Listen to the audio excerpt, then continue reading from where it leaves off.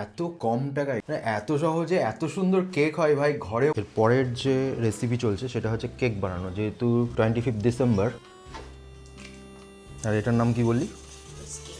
Kicking হুইস্কিং। ও কি জিনিস কি জিনিস, এটা কি জিনিস, ওটা কি জিনিস। কোনোদিন নাম শুনেছি? এই প্রথম নাম শুনছি। এই প্রথম বানানো হচ্ছে। 2 কাপ ময়দা গোলাতে গোলাতে এরকম হয়ে যাবে, তাই তো? Half cup.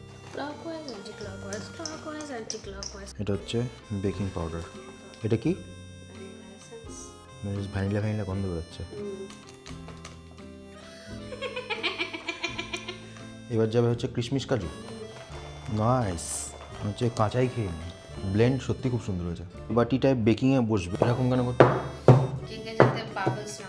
তার আগে ওভেনকে প্রিহিট করে নিতে হয়।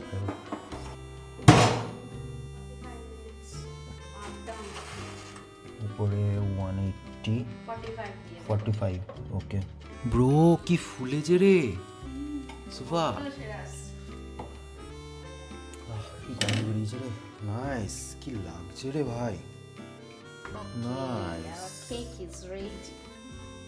দারুণ স্পঞ্জ হয়েছে রে, খুব সুন্দর হয়েছে, আর গন্ধটা মারাত্মক বেরোচ্ছে। একটু সময় লেগেছে ঠিকই, মানে সব কিছু তৈরি করতে অনেক কম খরচা হয়ে গেল। পুরো সফট হয়েছে, মানে ভাবতে পারিনি ফার্স্ট টাইম ট্রাই এতটা সুন্দর হবে।